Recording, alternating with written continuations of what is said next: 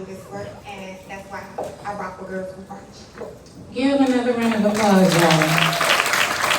So, for the sake of time, I'm going to ask a couple of questions. Each of you, one person answer the question. If you want to piggyback, just raise your hand. Please limit your answers to 2 minutes. Please be real. You did not wake up like this and y'all was just bomb.com, okay? Please let these girls know where you came from, why you did it, and yeah, that's it. So, my first question is for Miss Portia.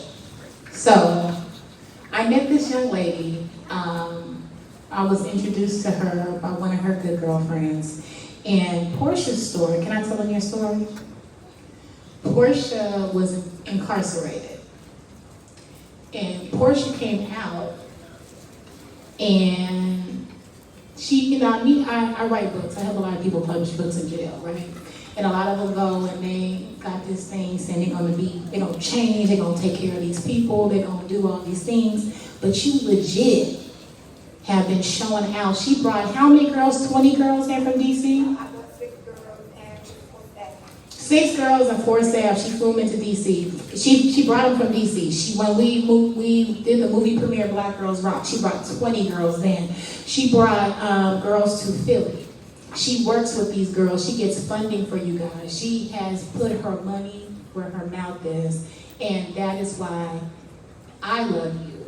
But I want you to tell these girls what was your moment that you realized what your dream was and why that dream was worth fighting for.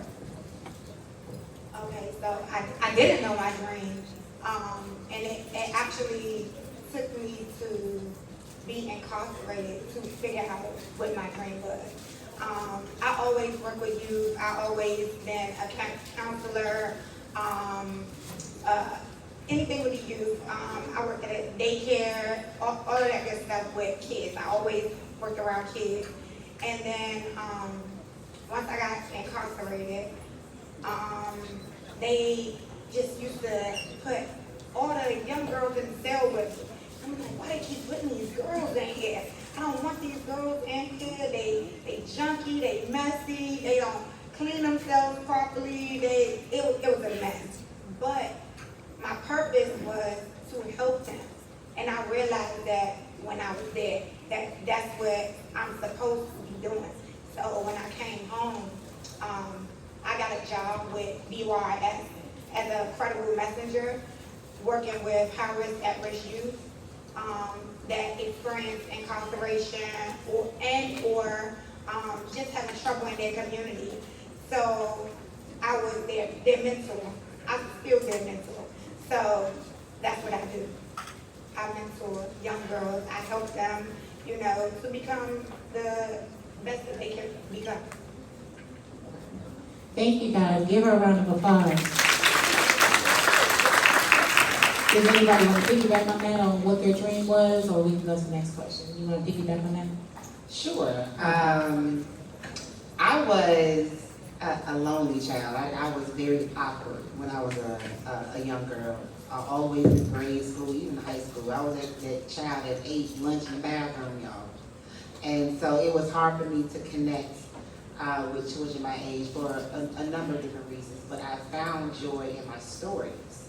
And I used to freehand write a lot of stories and just get lost in my own world. And around 12, I had told my mother I was going to grow up and be this authoress.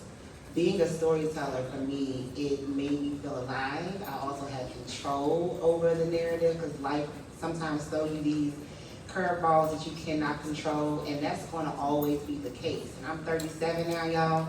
It's going to keep coming. Life is a revolving door of goodness and the not so good, the lights and the not so light. And so you have to be able to kind of juggle and manage both of these spaces.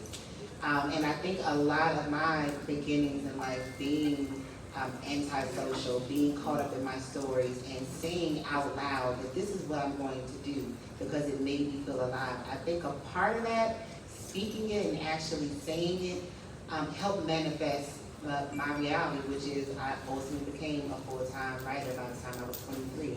And I think it really just starts with the power of the tongue. You switch your mentality. So you could be struggling with, who you are. Your body could be changing. You're growing up. Your world is evolving. Things do not stay the same. Life is always moving. So if ever you feel that you're getting lost, or you feel that you do not fit in, or whatever the case may be, if it's negative thoughts, just speak the things that you want over your life. It starts with the words. And once you put that out there, hopefully your actions will follow. All right, I like that. Give her a round of applause. So, Angel, everybody wants to go into real estate now, right? It's like the new niche. Everybody wants to go into real estate. But I adored you because you not only are you in real estate, but you are an investor. You know the importance of financial literacy, right? So can you please tell these girls why it's important for us as Black and brown girls to know the importance of money and how to use that money? Absolutely. So one of the reasons that I actually got into real estate is because I quickly noticed that people who look like us, we are still today in 2023 being discriminated against. So it was important for me to share the knowledge that I learned as an agent and an investor with people in my community to let them know that it's not as hard as people try to make it out to be. There's still people out here who think you need an 800 credit score and you need $50,000 in the bank because you're gonna have to put down a large down payment. That's not true. I have clients that are buying houses today that are putting down sometimes nothing. Sometimes they actually get their deposits back at the table. So owning real estate, there's power in that because that asset is going to appreciate. And if something happens, let's say you get sick, you can sell that asset and be in a better financial position, or you can actually use that asset to leverage and buy more properties. So for example, I own my home. I bought my house in 2014. I wasn't licensed then.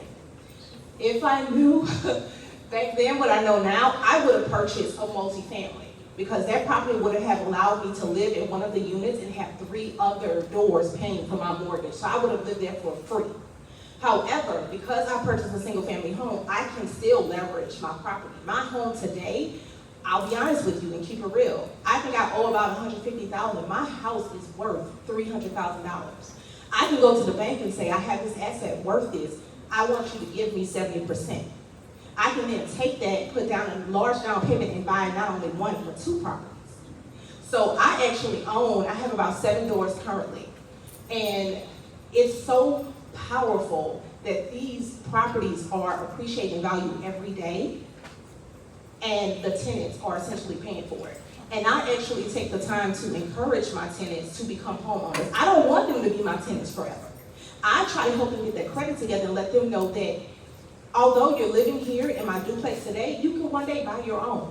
So I say to you all, owning real estate is very powerful. And everybody can do it if you really want to do it. Give her a round of applause. So, Kimberly Latrice Jones. Y'all, let me tell y'all. Last week, we were in Jamaica at this time.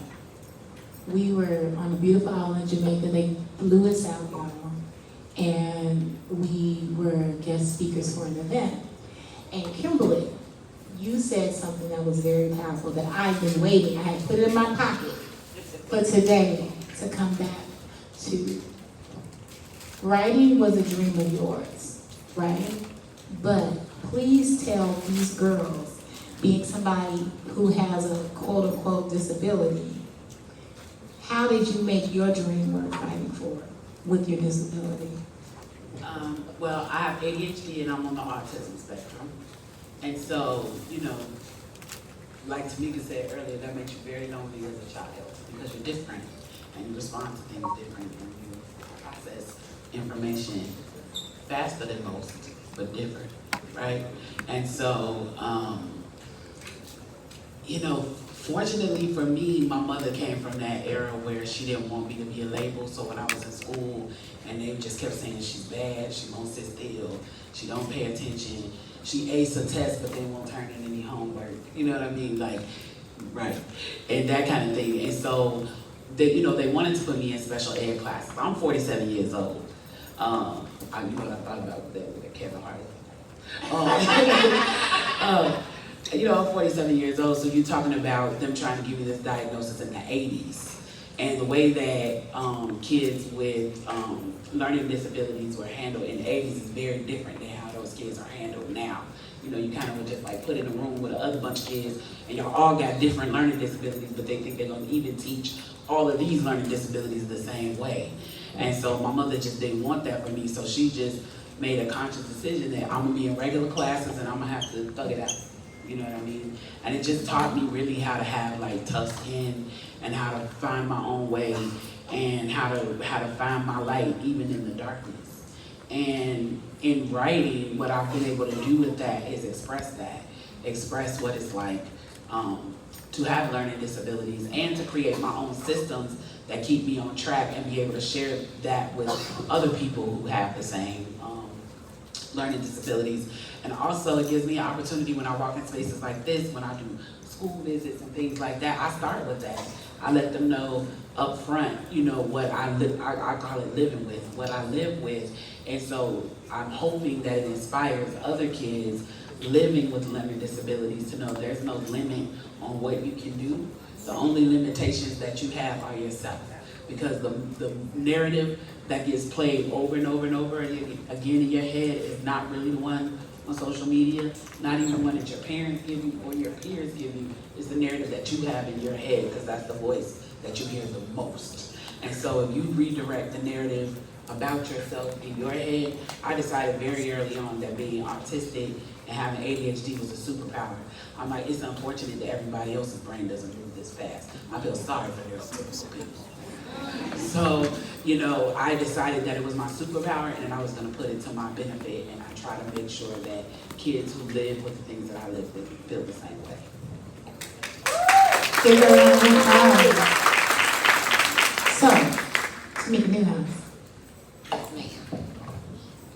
can we talk about this week now? A little bit. A little bit, okay. So, being a woman, a black woman in power is lonely, right? Yes.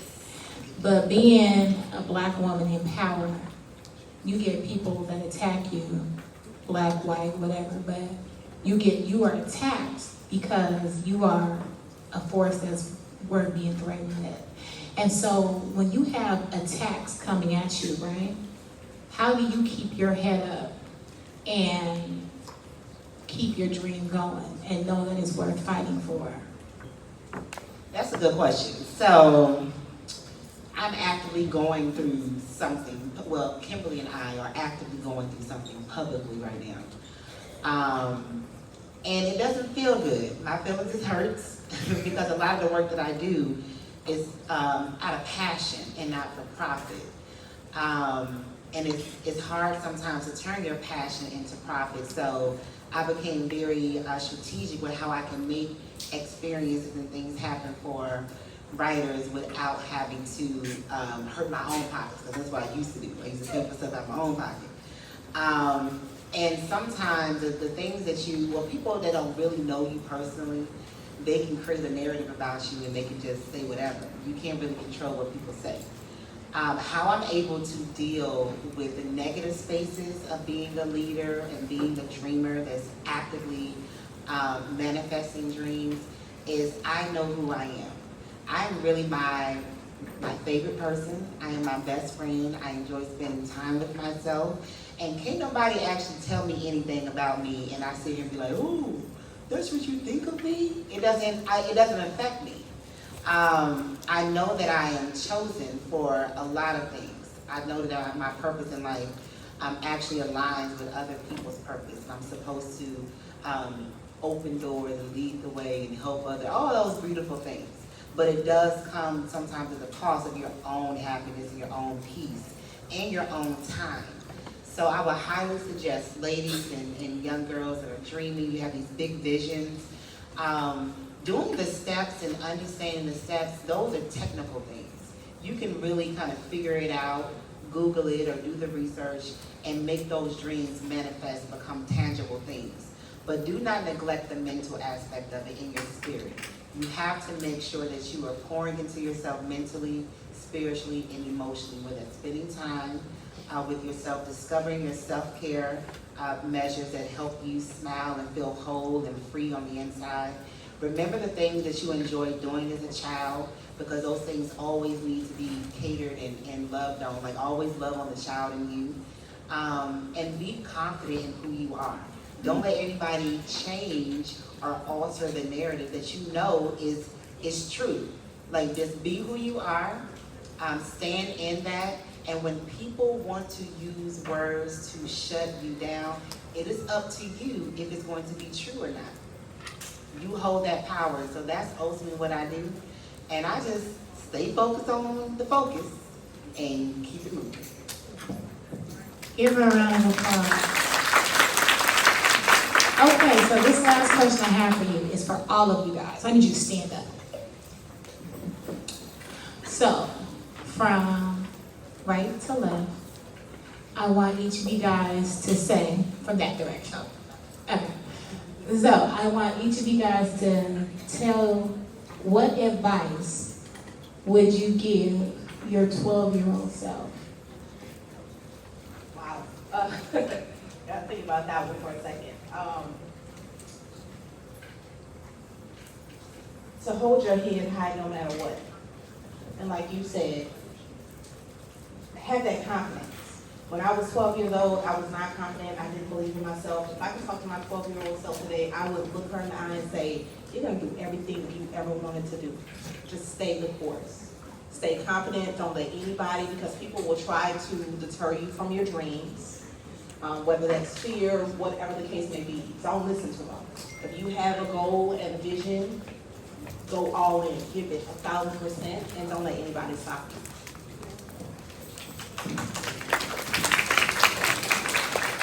My advice to little Mika, if I could talk to her right now, I would tell her to focus on the love that's on the inside of her.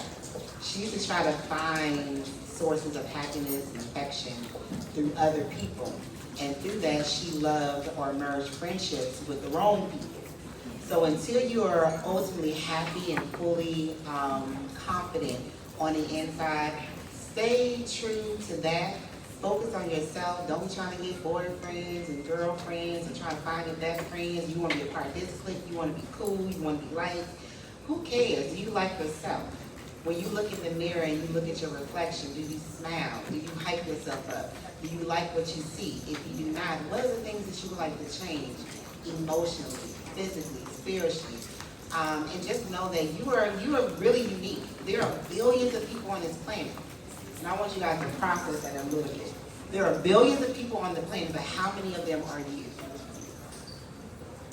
I said there are billions of people on the planet, but how many of them are you? None.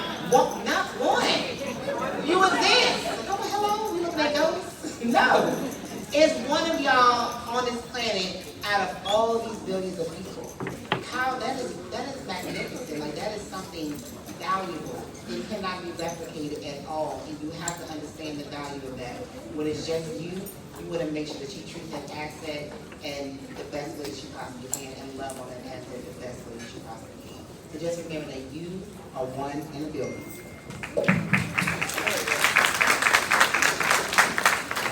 I just want to say one not so serious yet important one, and one like really important one. The not so serious yet important one is invest in good shoes. Invest in good shoes is, you know what I'm saying, because we spend a lot of money on dresses, hair, clothes, nails, pocketbooks, lashes, all of that. But actually making sure you have good footwear on your feet affects so much of your other health long term. You would be blown away to know how much poor footwear, bad footwear affects your spine, your ability to balance the weight that's on your body, your health. All disease rests in the foot. And so that's why people do foot detoxes and things like that. So don't wear too little shoes, don't wear too tight shoes, don't wear shoes that don't give you arch support.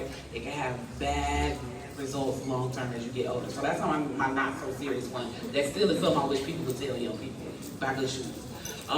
The second one I could say is whenever you get in a situation, like Tamika said, we're going through a very blown up public situation right now. The second thing that I can tell you, which is some of the advice I'm giving kind of to us as I'm saying this as well, is whenever you get in a bad spot, people are spreading rumors about you, you have a disagreement with a family, you know you the conversation in the family group chat, you know you the conversation in the group chat at school, remember the last time something happened like that.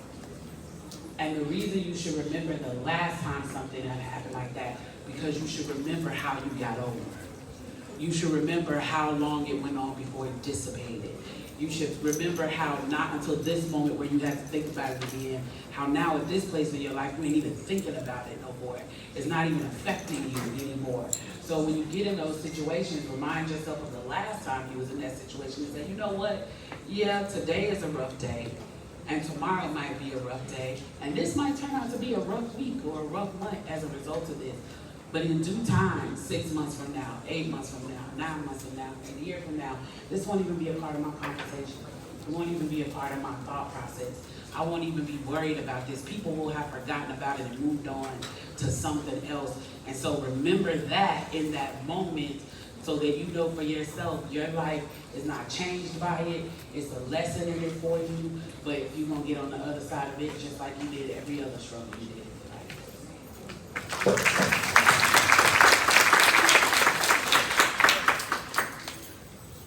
12-year-old me.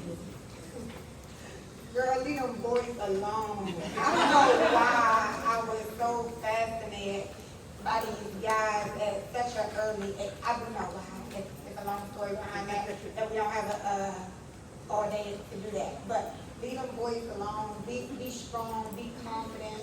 I would encourage my